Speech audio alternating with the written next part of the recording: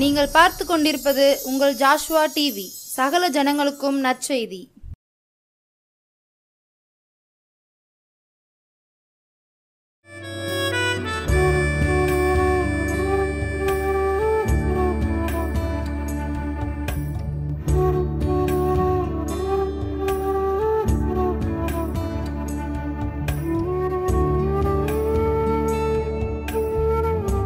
Praise the Lord.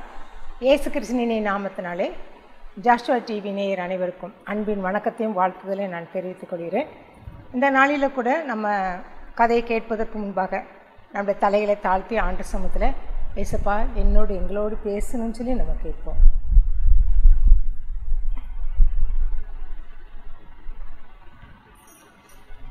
அன்பின் பரலோக பிதாவே, இந்த அருமை நேரத்துக்காக நன்றி செலுத்துகிறோம். ஆண்டவரே ஏசப்பா, இம்மட்டும் ஆண்டவரே எங்களை பாதுகாத்து நடத்தி வந்தீரப்பா, அந்த அன்புக்காக நன்றி செலுத்துகிறோம். ஆண்டவரே கடந்த 7 மாதங்கள் எங்களை கண்மணி போல பாதுகாத்து ஏசப்பா, இந்த 8வது மாதத்தில் கூட பிரவேசிப்பதற்கு உதவி செய்தீரப்பா, அந்த அன்புக்காக நன்றி செலுத்துகிறார் ராஜா.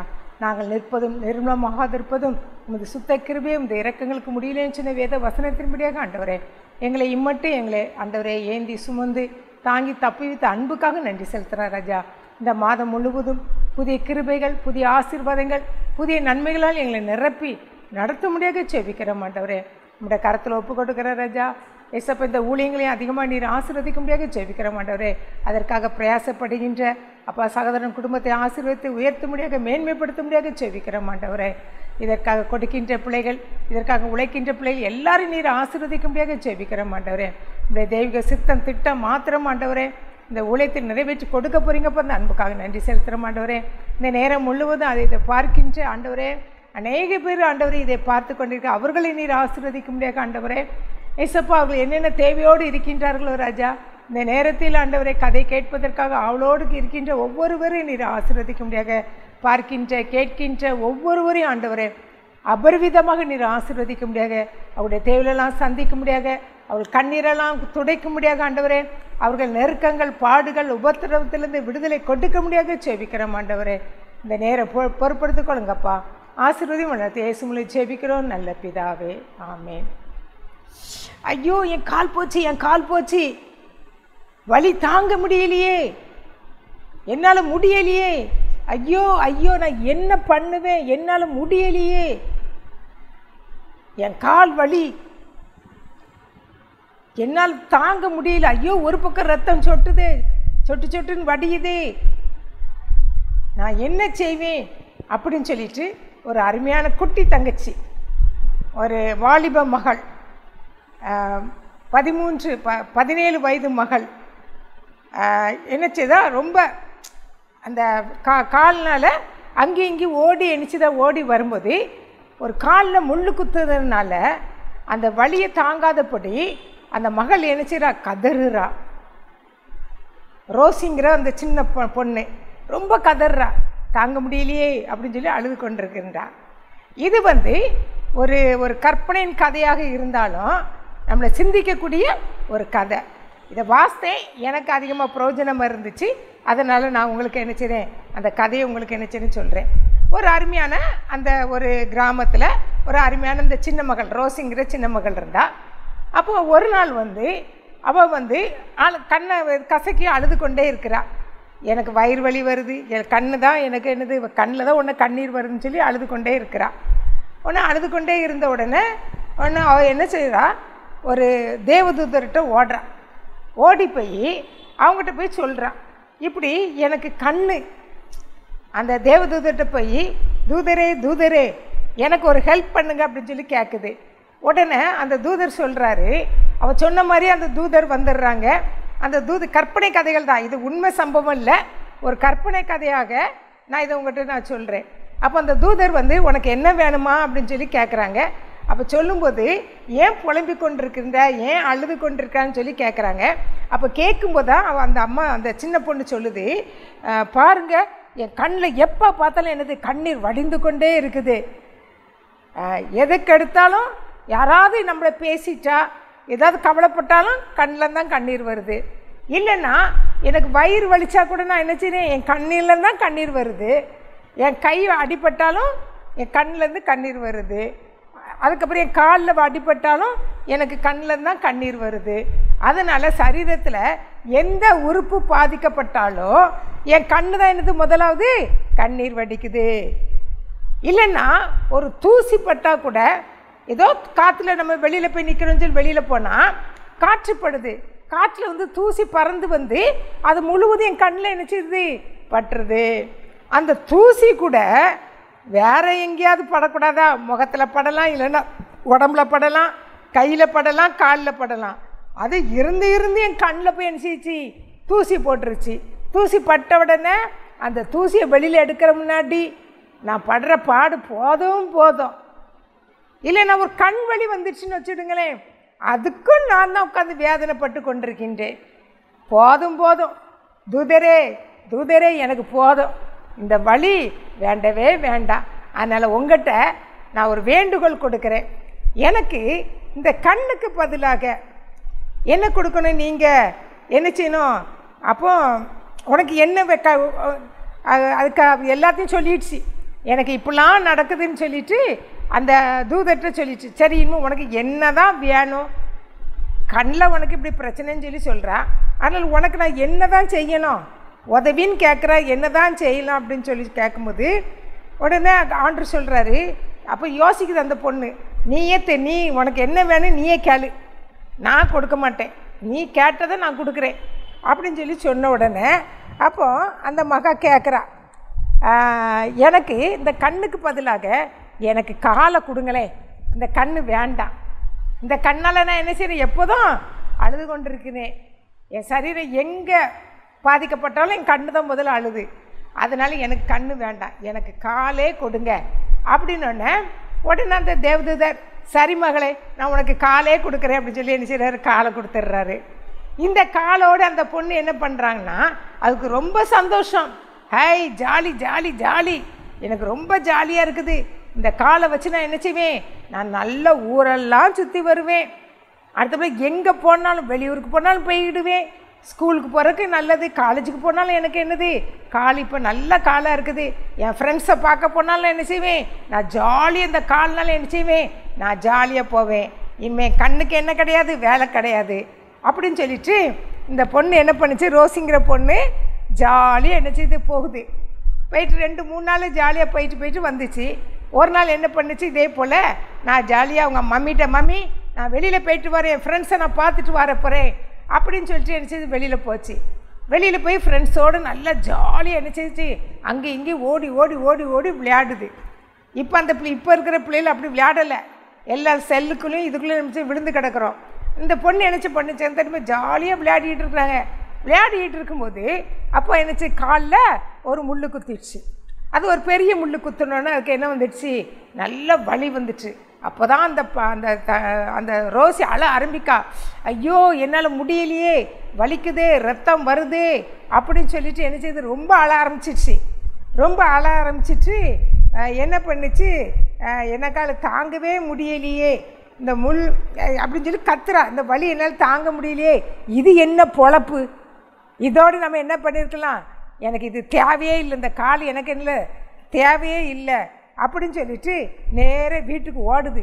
வீட்டுக்கு ஓடி மறுபடியும் அந்த தூதரை பார்க்குது. தூதர்கிட்ட போய் கேட்குது, தூதர் பாருங்கள், வலி தாங்க முடியலை, ஒரு முள் குத்திட்டு காலில், எனக்கு வலியே தாங்க முடியல, அதனால இந்த கால் எனக்கு வேண்டாம், எனக்கு அது பதிலாக என்ன கொடுங்க, எனக்கு இந்த பொழப்பு எனக்கு வேண்டாம், அதனால் எனக்கு என்ன கொடுங்க? கையாக கொடுங்க. இப்போ கண் வந்து எதா மாறிட்டு காலாக மாறிச்சு. இப்போ அது என்ன கேட்குது? எனக்கு கையாக தாங்க அப்படின்னு சொல்லி கேட்குது. ஆமாம், கையினால உனக்கு என்ன பயன், என்ன பிரயோஜனம் சொல்லி கேட்குது. நான் நல்ல ப்ரைஸ்லாம் நிறைய நான் வாங்குவேன்ல, ஸ்கூலில் வாங்குவேன், விளையாட்டில் வாங்குவேன், இன்னும் எத்தனையோ பரிசுகள், கிறிஸ்மஸ்க்கு எல்லோரும் பரிசு கொடுப்பாங்க, அப்படி நிறைய பரிசுகள் எனக்கு எங்கள் பேரண்ட்ஸ் கொடுப்பாங்க, எங்கள் ரிலேட்டிவ்ஸ்லாம் கொடுப்பாங்க, ஆனால் எனக்கு கை வேணும் அப்படின்னு சொல்லிட்டு அந்த தூதர்கிட்ட கேட்குறாங்க. உடனே தூதர் என்ன சொல்கிறாங்க? சரி, உன் இஷ்டப்படி உனக்கு நான் என்ன செய்யிட்டேன், இப்போ நீ கையை கொடுத்துட்டேன் அப்படின்னு சொல்லி கையை கொடுத்துட்டு அந்த பிள்ளைக்கு ரொம்ப சந்தோஷம். இனிமே எனக்கு என்ன இல்லை, வலியே கிடையாது, நான் நிறைய பரிசுகளை என்ன செய்வேன், கையில் வாங்கி என்ன செய்வேன், வீட்டில் நிறைய சேர்த்து வைப்பேன் அப்படின்னு சொல்லிட்டு ஜாலியாக இருந்துச்சு. அடுத்த நாள் என்ன பண்ணிச்சு, ஸ்கூலுக்கு போச்சு. ஸ்கூலுக்கு போகும்போது இப்படி ஒவ்வொரு நாளும் ஒரு வாரம் கழிச்சிச்சு. ஒரு நாள் என்ன பண்ணிச்சு, இந்த பொண்ணு ஸ்கூலுக்கு போயிடுச்சு. ஸ்கூலுக்கு போனோன்னே அந்த டீச்சர் கேட்குறாங்க, அட்டண்டன்ஸ்லாம் எடுத்து முடித்த பிறகு, நான் நேற்று ஹோம்ஒர்க் போட்டேனே, யாரெல்லாம் கொண்டு வாங்க அப்படின்னு சொல்லி கேட்குதாங்க. கேட்ட உடனே இந்த பொண்ணு என்ன செய்யுது, அப்போ தான் யோசித்து பார்க்க, ஐயையோ நம்ம என்ன பண்ணலை, ஹோம்ஒர்க் செய்யலையே அப்படின்னு சொல்லிட்டு போய் நிற்குது. உடனே டீச்சர்ஸ் என்ன பண்ணுறாங்க, ஹோம்ஒர்க் செய்யலையே, அங்கே வா அப்படின்னு சொல்லி அவளை கூப்பிட்ற, ரோசி நீங்கள் வான்னு சொல்லி கூப்பிட்டு அவளை என்ன பண்ணுறாங்க, கையில் ஓங்கி ஒரு பெரிய அடி எணிச்சிருக்கிறாங்க, வைக்கிறாங்க. அந்த ஸ்கேலால் எணிச்சுதாங்க வேகமாக அடித்த உடனே அவளால் அதை என்ன செய்ய முடியல, தாங்கவே முடியலை. ஐயோ இப்போ என்னால் வலி தாங்க முடியலையே. ஹோம்ஒர்க் அதை செய்யிட்டு வந்தது, இவள் வந்து என்ன சொல்லி செய்யலை. உடனே அவள் என்ன கையை நீட்டினோன்னே கையில் நினச்சி ரொம்ப அடிச்சிட்டாங்க. அடித்த உடனே ஐயோ கொடுமை கொடுமை தாங்க முடியலையே, இந்த வலியை என்னால் தாங்க முடியலேன்னு சொல்லி என்னது அப்படியே கத்துறா.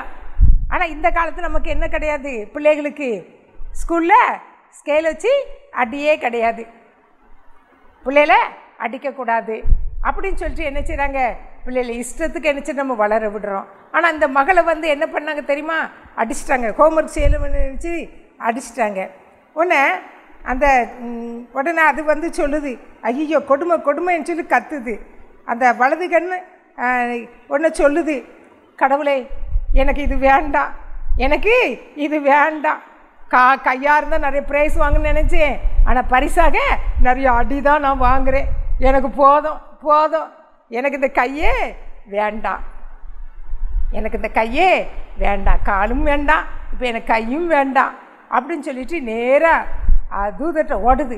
ஓடி தூதரே எனக்கு கை வேண்டாம், பரிசு வாங்கலான்னு நினச்சேன், ஆனால் டெய்லி நான் என்ன செய்தேன், அடி தான் நான் வாங்கிட்டு இருக்கிறேன், போதும் எனக்கு இந்த போதும், பெரிய கொடுமையாக இருக்குது அப்படின்னு சொல்லிட்டு அந்த லூஸ் பிடிச்ச டீச்சர்ஸ்லாம் வந்து என்ன செய்கிறாங்க, ஹோம்ஒர்க் செய், அதை செய், இதை செய்யின்னு சொல்லி என்ன செய்கிறாங்க, கொடுமைப்படுத்திக்கிட்டு இருக்கிறாங்க.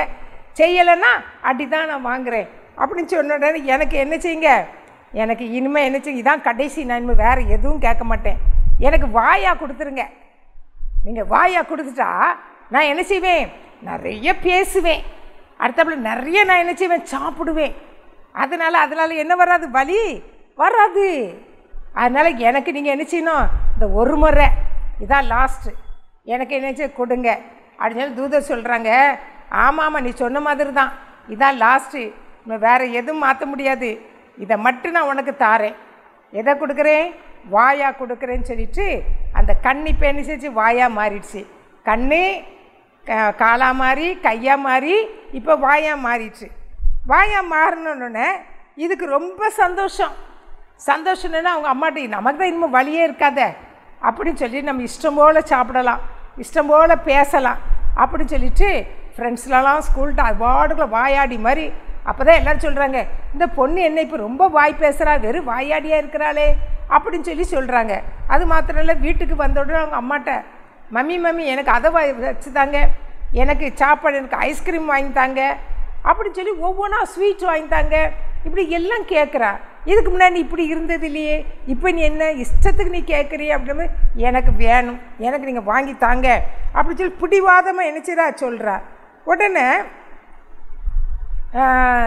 நான் உடனே நினச்சது இது வந்து அப்போ சரி அப்படின்னு சொல்லிவிட்டு அவங்க அம்மா என்ன பண்ணுறாங்க, சரி அப்படின்னு சொல்லிட்டு என்ன பண்ணுறாங்க, உனக்கு அவளுக்கு தேவையானது எல்லாம் செய்து கொடுக்குறாங்க. கோழி, மட்டன் எல்லாம் செய்து கொடுக்குறாங்க. எனக்கு பிரியாணி வேணுங்கிறா, பிரியாணி செய்து கொடுக்குறாங்க. இப்படி 10 நாள் அவள் வாழ்க்கை இஷ்டத்துக்கு சாப்பிட்றா, இஷ்டத்துக்கு என்ன பண்ணுறா, நல்லா வாய் பேசுகிறா, அடுத்தது இஷ்டத்துக்கு ஐஸ்கிரீம் ஸ்வீட்ஸ் எல்லாம் சாப்பிட்றா. இதனுடைய பலன் வந்து ரொம்ப அவளுக்கு ரொம்ப சந்தோஷம். இனிமேல் எனக்கு எந்த வழியும் வராது, நான் ரொம்ப சந்தோஷமாக இருக்கிறேன் அப்படின்னு சொல்லி கண்ணை பார்த்து அடிக்கடி சொல்லிட்டே இருக்கு. பார்த்தியா நீ கண்ணாக இருக்க எப்படி அழுதேன், பார்த்தியா நான் காலாக இருக்கும்போது நான் என்னைக்கு முள்ளு குத்தி நான் எவ்வளோ வேதனைப்பட்டேன், பார்த்தியா பாரு, இப்போ பாரு நான் கையாக இருந்து கையில் அடி வாங்கினேன், எவ்வளோ கஷ்டப்பட்டேன் பாரு, இப்போ எவ்வளோ சந்தோஷமாக இருக்கிறேன், என் சரீரம் முழுவதும் மகிழ்ச்சியாக இருக்குது, நல்ல ஐஸ்கிரீம் சாப்பிட்டேன், நல்ல ஸ்வீட் சாப்பிட்டேன், நல்ல பிரியாணி அப்படின்னு சொல்லிட்டு எனக்கு ரொம்ப சந்தோஷமாக ஒரு 10 நாள் ரொம்ப சந்தோஷமாக என்ன செய்தா சாப்பிட்டுட்டு இருக்க இந்த சூழ்நிலையில் அந்த மகளுக்கு என்ன செய்ச்சு, ஒரு நாள் காலையில் எந்திரிக்கிறா. காலையில் எந்திரிக்கும் போதே மம்மி மம்மின்னு சொல்லி அழுறா. மம்மி ஓடி வந்து என்னம்மா என்னாச்சின்னு சொல்லி கேட்குறாங்க. ஐயோ பல் வலிக்குதே அப்படின்னு சொல்லிட்டு என்ன சொல்லிச்சான் அந்த பொண்ணு, என்ன சொல்லிச்சான், அழ ஆரம்பித்தான். அவர்கிட்ட என்ன சொல்லியிருந்தா, நான் உங்களை தொந்தரவு பண்ண மாட்டேன் தூதரே, இதான் கடைசி, நான் உங்களை தொந்தரவு பண்ண மாட்டேன், நான் இனிமேல் எல்லாம் சாப்பிட்டு சந்தோஷமாக இருப்பேன்னு சொன்னவா இப்போ என்ன பண்ணுறா, கையில் இதில் விரலை வச்சுட்டு கையை வச்சுட்டு மம்மி எனக்கு வலிக்குதே, எனக்கு தாங்க முடியலையே அப்படின்னு சொல்லிட்டு என்ன செய்கிறா, ஒன்று அவங்க மம்மிகிட்ட என்ன செய்கிறா அழ ஆரம்பிச்சா. அன்றைக்கி ஸ்கூலுக்கு லீவை போட்டுட்டு என்னை இப்போமே டாக்டர்கிட்ட என்கிட்ட கூட்டிகிட்டு போங்க அப்படின்னு சொல்லி, நம்ம பல்வலி வந்தால் நம்மளால் தாங்க முடியாது. அதே போல் இந்த மகளுக்கு பல்வலி வந்து தாங்க முடியாமல் அந்த அம்மா என்ன பண்ணாங்க தெரியுமா, அவங்க அம்மா வந்து ஹாஸ்பிட்டல் கூப்பிட்டு போனாங்க. டென்டிஸ்ட்டை கூப்பிட்டு போகிறாங்க. அவங்க பல்லை பார்த்துட்டு அவங்க அந்த டாக்டர் வந்து அவங்க அம்மாட்ட சொல்கிறாங்க, சொத்தா ஜாஸ்தியாக இருக்குது, அதனால் அவளை கண்டிப்பாக நம்ம என்ன செய்யணும், பல் பிடுங்கினா தான் அந்த சொத்தை என்ன செய்யும் போகும் அப்படின்னு சொல்லி சொன்ன உடனே என்ன பண்ணிட்டாங்க அவங்க மம்மி, சரி பல்லை பிடுங்கி போடுங்க அப்படின்னு சொல்லிட்டாங்க. போட்ட உடனே அந்த டாக்டர் வந்து என்ன பண்ணுறாங்க, பல் எடுக்கணும் என்ன செய்வாங்க, உள்ளே என்ன செய்வாங்க இன்ஜெக்ஷன் போடுவாங்க. அவளை அதில் அந்த சேரில் படுக்க வச்சு இன்ஜெக்ஷன் போட்ட உடனே இந்த பொண்ணு அப்படி கதறா, ஐயோ எனக்கு வேண்டவே வேண்டாப்பா, ஆளை விடுங்கப்பா சாமி, போதும் எனக்கு இந்த வலியே வேண்டாம், இந்த ஊசியும் போட வேண்டாம்னு சொல்லி கதறா. அப்போ அவர் வந்து என்ன பண்ணுறாரு, பல்லை எடுக்கிறதுக்காக ஊசியை போட்டு அந்த பல்லை எரிஞ்சிட்டாங்க, புடிங்கி எரிஞ்சிட்டாங்க, வெளியில் தூக்கி எரிஞ்ச உடனே இந்த பிள்ளை அழுது, ஐயோ எனக்கு போதும், இனிமேல் நான் என்ன செய்வேன், எனக்கு இந்த வலி வாய்க்கில் போட்டால் நான் இன்னும் நிறைய சாப்பிட்டு சந்தோஷமாக இருக்கலாம்னு நினச்சேன், அந்த வாயினால் நான் பட்ட பாடு பல்வலினால் நான் படுகிற பாடு போதுங்கடா சாமி, இனிமேல் எனக்கு வேண்டவே வேண்டாம், நான் மறுபடியும் கண்ணாவே இருக்கிறேன், இந்த கையும் வேண்டாம் காலும் வேண்டாம் வாயும் எனக்கு வேண்டாம், நான் கண்ணாவே இருந்துக்கிடுறேன் அப்படின்னு சொல்லிட்டு மறுபடியும் ஓடி போய் அந்த தூதர்கிட்ட போய் கேட்குது. அங்கே போய் என்ன செய்கிறேன் அலறாரு. நான் அந்த பிள்ளை அழுது, ஆண்டவரே என்னை காப்பாற்றுங்க, எனக்கு போதும், எனக்கு இது வாயும் எனக்கு வேண்டாம், நான் வலது கண்ணாவே நினச்சிறேன் இருந்துக்கிடுறேன்னு சொன்ன உடனே அவர் மறுபடியும் என்ன செஞ்சிட்டாரு, வலது கண்ணாவே மாட்டிட்டார். அதுக்கப்புறம் தான் அவள் என்ன செய்கிறா, அதுக்கு இன்னும் அந்த கண்ணு வந்து எப்படி அப்படியே அந்த கண்ணை அந்த வாயை வந்து கண்ணாக மாட்டிட்டார். இப்போ அவளுக்கு கண் என்னது இருக்குது, வலது கண்ணாவே இருக்குது. இதை பார்த்து இப்போ திருப்தியாக அவள் என்ன செய்கிறா, தன் வேலையை சந்தோஷமாக செய்கிறா, படிக்கிற வேலையை சந்தோஷமாக செய்கிறா. அதுக்கு பிறகு அழகிய உலகத்தை நல்லா சுற்றி பார்த்துட்டு வர்றா. இந்த கண் இருக்கிறதுனால எல்லாம் வந்து என்னது, கண்ணே சரீரத்தின் விளக்கு. அந்த கண் வந்து அந்த கண் சரீரத்து விளக்காக இருக்கிறதுனால அந்த கண் வந்து அது தெளிவாக இருந்தால் அந்த சரீரம் முழுவதும் எப்படி இருக்கும், வெளிச்சமாக இருக்கும். அந்த கண் தெளிவாக இருந்தால் சரீரம் முழுவதும் எப்படி தான் இருக்கும், வெளிச்சமாக இருக்கும். ஆனால் அந்த கண் கெட்டு போச்சுன்னா அந்த சரீரம் முழுவதும் என்ன செய்யும், இருளாக இருக்கும். இந்த பொண்ணு இதை அறியாதபடி அவள் என்ன பண்ணா, கண்ணு தான் நம்ம கண்ணு தான் சரீரத்தின் விளக்கு. அப்போ எல்லா அவையும் என்ன கஷ்டப்பட்டாலும் உன்னை கண்ணு தான் நம்ம காட்டி கொடுக்கும். அதை தெரியாதபடி அதில் திருப்தி இல்லாதபடி அவள் முறுமுறுத்ததுனால அவள் என்ன செய்தா, எல்லாவற்றையும் சந்தோஷத்தை எல்லாவற்றையும் என்ன செய்தா இழந்து இப்போ கஷ்டத்தை என்ன செய்தா பார்த்துக்கொண்டா. அதனால் நம்ம இந்த கதையின் மூலமாக நம்ம கற்றுக்கொண்டது, நம்ம இருக்கிற இதை வச்சு நம்ம என்ன செய்யணும், திருப்தியாக நம்ம என்ன செய்யணும், வாழணும். இன்றைக்கு நம்ம எல்லாரும் உடலில் என்ன ஒரே உறுப்பு தான், ஆண்டு சாயில உருவாக்கப்பட்ட நமக்கு நம்ம ஒரே நம்ம யாவருமே ஒரே உடலுக்கு சொந்தம். கண்ணு தனியாக, வாய் தனியாக, கண்ணு தனியாக, கை தனியாக அப்படின்னு கிடையாது. சரீரம் முழுவதும் ஒரே தான். கடவுள் எவ்வளவா நம்மளை என்ன செய்திருக்கிறாரு, நம்மளை அதிகமாக அழகாக அவர் சாயலாக நம்ம உண்டாக்கியிருக்கிறாரு, உருவாக்கியிருக்கிறாரு. நம்ம அதில் நம்ம என்ன செய்யணும், சந்தோஷமாக இருக்கணும். ஆனால் சந்தோஷப்படாதபடி, அதில் திருப்திப்படாதபடி, எனக்கு அது இல்லையே, எனக்கு இது இல்லையே, அவன் நல்லா வாழ்கிறானே, அவன் நல்லா வாழ்கிறாளே, ஆனால் எனக்கு மட்டும் நான் ஏன் இப்படி இருக்கிறேன், நான் ஏன் கஷ்டப்பட்டுட்டு இருக்கேன், எனக்கு ஒன்றுமே இல்லையே, இருக்கும். இருந்தாலும் அதில் திருப்திப்படாதபடி ஏன் ஏன் எனக்கு மட்டும் இந்த வாழ்க்கை, மற்றவங்களாம் நல்லா இருக்காங்களே, நான் திருப்தியாக எனக்கு வாழ முடியலையே, எனக்கு அது இல்லையே இது இல்லையேன்னு சொல்லிட்டு நம்ம என்ன செய்யணும், புலம்பிக்கிட்டே இருக்கிறோம், முறுமுறுத்துட்டே இருக்கிறோம். நம்ம 2 சேலை எடுத்திருப்போம், அதில் நமக்கு எனக்கு திருப்தி இருக்காது. அவள் 5 சேலை எடுத்துருக்குறா அப்படின்னு சொல்லிட்டு நம்ம என்ன செய்வோம், மற்றவங்கள தான் செய்வோம், நோக்கி பார்ப்போம். அப்படி நோக்கி பார்க்க நம்ம என்ன செய்ய முறுமுறுக்க தான் செய்வோமே தவிர நமக்கு திருப்தியே என்ன செய்யறது காணப்படாது. மற்றவங்களும் நல்லா இருக்கட்டும், நாமளும் என்ன செய்யணும், நல்லா இருக்கணும். அந்த திருப்தி இருந்தாலே போதும். அவன் அப்படின்னு சொல்லிட்டு மற்றவங்களை நமக்கு முன் நிறுத்தி அவங்கள குறித்து நம்ம பேச நமக்கு ஒரு நாள் நமக்கு என்ன வராது, திருப்தியே படாது. அவங்க வாங்குறாங்களா, வாங்கட்டும். அவங்க சம்பாதிக்கிறாங்க, உழைக்கிறாங்க, நல்லா என்ன செய்யட்டும், கார் வாங்கட்டும், வீடு வாங்கட்டும், செழிப்பாக இருக்கட்டும் சொல்லி நம்ம என்ன செய்யணும், சந்தோஷப்படணும். மற்றவங்க வாழ்கிற பார்த்து நம்ம என்ன சந்தோஷப்படணும். இல்லைன்னா ஐயோ அவள் நல்லா வாழ்ந்துட்டாளே, அவள் நல்லா இருக்கிறாளேன்னு சொல்லி பொறாமப்பட்டா நம்ம ஒரு நாள் நம்ம என்ன செய்ய திருப்திப்படவே முடியாது. எல்லாரும் நல்லா இருக்கணும் அப்படிங்கும்போது நமக்கு ஆண்டவர் அமைச்சது திருப்தியை தான் கொடுப்பாரு. இல்லைன்னா மற்றவங்கள பார்த்துன்னா நம்ம சரீரம் என்ன செய்யும், எல்லா அவயங்களும் என்ன செய்யும், அப்படியே பாதிக்கப்படும்.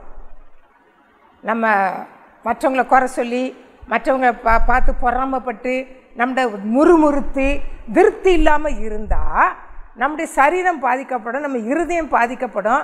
மற்றவங்களை பார்க்கும்போதே ஒரு பொறாமை கண்ணோடு தான் நம்ம என்ன செய்வோம், பார்ப்போம். அப்படிப்பட்ட காரியம் நம்மளத்தில் காணப்படாதபடி இன்றைக்கு நம்ம தீர்மானம் எடுப்போம். இருக்கிறதுல ஆண்டு நம்மளை திருப்தியை படைச்சிருக்கிறாரே, அதுக்காக ஆண்டுக்கு நம்ம நன்றி சொல்லுவோம். நல்ல கைகளை கொடுத்துருக்கிறாரே, நல்ல காலு, சரீரத்தில் எந்த பாதிப்பு இல்லாதபடி நம்மளை உயிரோடு ஜீவனோடு நம்ம வைத்திருக்கிறாரே, அதில் நம்ம திருப்திப்படுவோம். ஆண்டவருக்கு நல்ல சரீரத்தை கொடுத்துருக்கிறாரு அப்படின்னு சொல்லி அதில் நம்ம திருப்திப்படுத்துவோம்.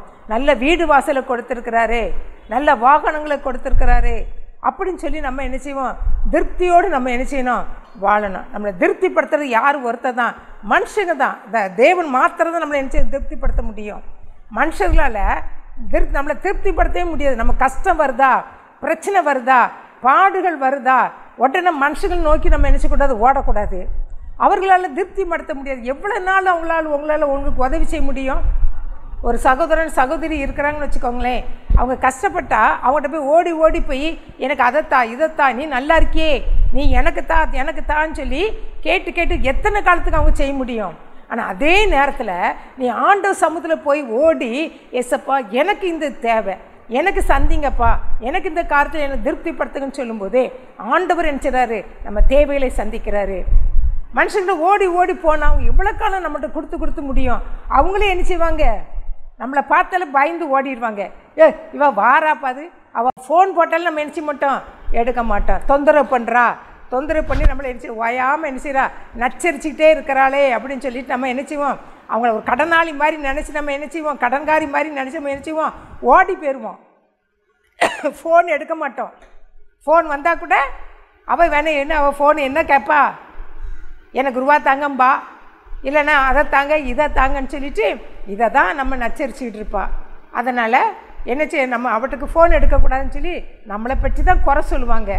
அதனால் தயவு செய்து நம்ம திருப்தி, நம்ம ஒரு காரியம் வேணும்னா மற்றவங்களை குறித்து நம்ம என்ன செய்யக்கூடாது, எனக்கு அவளுக்கு இருக்கே இவளுக்கு இல்லையேன்னு சொல்லி மற்றவங்களை குறித்து முறுமுறுக்கக்கூடாது. அதே காலத்தில் இருக்கிற இதில் நம்ம என்ன செய்ய திருப்தியாக வாழணும்.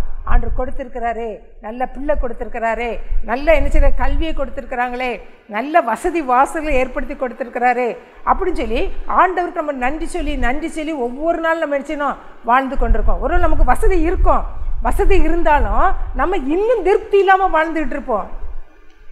குறைவில்லவங்க திருப்தி இல்லாமல் இருப்பாங்க. ஆனால் வசதி படைத்தவங்களும் என்ன செய்வாங்க, திருப்தி இல்லாமல் என்ன செய்வோம், வாழ்ந்து கொண்டிருக்கின்றோம். ஆண்டவர் நம்ம கேட்போம், ஏசப்பா எனக்கு எல்லா சூழ்நிலையும் எப்பொழுதும் என்னை நீங்கள் திருப்திப்படுத்துவாங்க. அவர் நம்மளை கண்மலையின் தேனினால, அவர் நம்மளை திருப்தி, உச்சிதமான கோதுமையினாலும் கண்மலையின் தேனினாலும் நம்மளை என்ன செய்கிற, திருப்திப்படுத்துகிற தேவன். அது மாத்திரமல்ல, ஆலயத்தின் சம்பூர்ண நன்மையினால் திருப்தியாவீர்கள்னு சொல்லி ஆண்டவர் சொல்கிறாரு. அப்போ ஆண்டு சமூகத்தில் உட்கார்ந்து ஏசப்பா அதில் திருப்திப்படுத்துகிற தேவன். சம்பூர்ண நன்மையினால் வானத்தின் பலகணிகளை திறந்து நம்மை ஆசீர்வதிக்கிற தேவன். நம்ம ஆண்டு சமூகத்தில் போய் அமருவோம். மனிதர்களுக்கு போகிறது நேரத்தை வேஸ்ட் பண்ணாதபடி ஆண்டு சமூகத்தில் போய் உட்கார்ந்து, ஏசப்பா இந்த காரியத்தில் என்னை திருப்திப்படுத்துங்கப்பா, என் தேவையை சந்திங்கும் போது ஆண்டு சமூகத்தில் நிற்கும் போது ஆண்டு நம்முடைய தேவைகளை என்ன செய்கிறாரு? சந்திக்கிற தேவனாக இருக்கிறாங்க. எல்லாருக்கும் போராட்டம் வரும், பிரச்சனை வரும், பண பிரச்சனைகள் வரும், நெருக்கங்கள் வரும். அந்த நேரத்தில் நம்ம திருப்திப்படாத காரியங்கள் வரும். ஐயோ எனக்கு இதில் திருப்தியிலேயே ஒருவேளை சரீரத்தில் வியாதிங்கிறதுனால நமக்கு வரும். எனக்கு மட்டும் வந்துடுச்சே, என் பிள்ளை கெட்ட வழியிலே நடக்கிறானே, தவறான மற்ற பிள்ளைகள் போது அவன் நல்லா திருமணமாகி நல்லா இல்லையே அப்படி சொல்லி அப்படிப்பட்ட காரியங்கள்லாம் நம்ம முன்னாடி கண் முன்னாடி நிற்கும். திருப்தி இல்லாத காரியங்கள். எல்லாருக்கும் ஒரு பாடு உண்டு, எல்லாருக்கும் ஒரு முள் கொடுக்கப்பட்டிருக்குது. பவுலடியார் சொல்லுவார், ஆண்டு சொல்கிறாரு, இந்த உனக்கு ஒரு முள் கொடுக்கப்பட்டிருக்குது, பலவீனங்கிற முள். அதேபோல் எல்லாருக்குள்ளேயும் ஆண்டு ஒரு முள் கொடுப்பார். அந்த முள்ளை நம்ம சகிச்சு, அந்த சோதனையை சகிச்சு ஏசப்பான்னு சொல்லி கேட்கும்போது ஆண்டு நம்மளை என்ன செய்கிற? திருப்திப்படுத்துகிற தேவனாக. அவர் ஒருத்தரால் தான் நம்மளை திருப்திப்படுத்த முடியும். மனுஷரால் திருப்திப்படுத்தவே முடியவே முடியாது. இன்னும் முறுமுறுப்போம், அவன் எனக்கு செய்யலையே, நான் எத்தனை தரம் போய் கேட்டேன், அவன் எனக்கு செய்யலை. அவங்க எத்தனை முறை செய்ய முடியும்? அவங்களுக்குன்னு ஒரு குடும்பம் வந்துடும், அவங்களுக்குன்னு பிள்ளை வந்துடும், அவங்களுக்கு தேவை வந்துடும். அப்படிங்கும்போது வயாமல் போய் அவங்க வாசலில் நிற்கும்போது உங்களுக்கு தான் பிரச்சனை. அதனால் ஆண்டு சமூகத்தில் போய் ஏசப்பா எனக்கு தேவைன்னு சொல்லி கேட்கும்போது அவங்க தானாகவே உன் சகோதரனே கொடுக்க மாட்டேன்னு சொல்லி சகோதரனே ஓடி என்ன செய்வாங்க? சகோதரியே ஓடி உனக்கு என்ன செய்வாங்க? உதவி செய்வாங்க, உங்களை திருப்திப்படுத்துவாங்க. அதனால் நம்ம திருப்திப்படுத்துகிறது இயேசு மாத்திரம்தான். அவர் மாத்திரம்தான் உச்சிதமான கோதுமைனாலும் கண்மலையின் தேனினால் நம்ம திருப்திப்படுத்துகிறாரு. அடுத்தது ஆலயத்தின் சம்பூர நன்மையினால் நம்மளை திருப்திப்படுத்துகிற தேவன். ஆனால் ஆண்டு சமூகத்தில் நம்ம கேட்போம், ஏசப்பா அவர் தான் பலகணிகள் திறக்க முடியும், எனக்கு திருப்தியான ஆசீர்வாதங்களை தாங்கப்பா, நிறைவான ஆசீர்வாதங்களை தாங்கப்பா அப்படின்னு சொல்லி கேட்கும்போது ஆண்டவர் ஆசீர்வதிக்கிற தேவன். உலக பிரமண ஆசீர்வாதத்தினாலும் ஆவிக்குரிய ஆசீர்வாதத்தினாலும் ஆண்டவர் நம்மளை என்ன செய்கிறாரு? நிரப்புற தேவன். அப்பத்தை அனுதினமும் நம்ம அப்பத்தை போஷிக்க கொடுக்குற தேவன் அவர் தான். அவர்கிட்ட கேட்டு அவர் நம்மளை திருப்திப்படுத்தும் போது அதை மாதிரி சந்தோஷம் வேறு எங்கேயுமே கிடையாது. நம்ம ஆண்டவர்கிட்ட கேட்டு மனதிற்கு ஓடாதபடி, ஏசப்பா என்னை திருப்திப்படுத்துங்க, எனக்கு அதில் குறைய இதில் குறையன்னு சொல்லி குறை சொல்லாதபடி, எதை குறித்து குறை சொல்லாதுங்க. இருக்கிறதுல நம்ம சந்தோஷப்பட்டு ஆண்டு எனக்கு கொடுத்துருக்கிறாரு நன்றின்னு சொல்லி நம்ம வாழும்போது ஆண்டு நம்மளை என்ன செய்கிறாரு? சந்தோஷமாக இன்னும் அதிகமாக நம்ம என்ன செய்வார்? வாழ வைப்பார். அப்படியே கண்களை மூடி ஆண்டு சமத்தில் ஏசப்பா நீர் பேசின வார்த்தைகளுக்காக கதைகளுக்காக நன்றின்னு சொல்லி ஆண்டு நம்ம நன்றி செலுத்துவோமா? இதுவரை நம்ம ஒரு அருமையான ஒரு கதையை கேட்டோம், ஒரு கற்பனை கதை தான். ஆனால் ஆண்டு நம்மளோடு பேசின வார்த்தை நம்ம திருப்தியாக இருக்கிறோமா, இல்லைன்னா அதிருப்தியோடு நம்ம வாழ்ந்து கொண்டிருக்கின்றோமா? ஆண்டு முறுமுறுக்கிறோமா? அவ்வளோலாம் நல்லா வாழ வச்சுட்டு இருக்கிறாரு, என்னை மட்டும் நான் தான் குறைவுள்ளவளாக இருக்கிறேன் அப்படின்னு சொல்லி நம்மளே கேட்டுக்கொண்டிருக்கிறோமா? நம்மகிட்ட ஏதாவது குறை இருக்கும், ஏதாவது குறை இருக்கும். ஒருவருடைய நம்முடைய தவறுகள், நம்முடைய பாவங்கள், அது ஆண்டு சமூகத்தில் ஏசப்பா என்னை குறைவுபடுறதுக்கு என்னை திருப்திப்படுத்தாத காரியம் என்னன்னு சொல்லி ஆண்டு சமூகத்தில் கேட்கும்போது, என்னை சரி பண்ணுங்கப்பான்னு சொல்லி கேட்கும்போது ஆண்டு நம்மளை சரி பண்ணி நம்மளை சரியான விதத்தில் நடத்தி நமக்கு வேண்டிய ஆசீர்வாதத்தை, திருப்திகரமான ஆசீர்வாதத்தை கொடுத்து ஆசீர்வாதத்தை உயர்த்துகிற தேவன் அவர் மாத்திரம்தான்.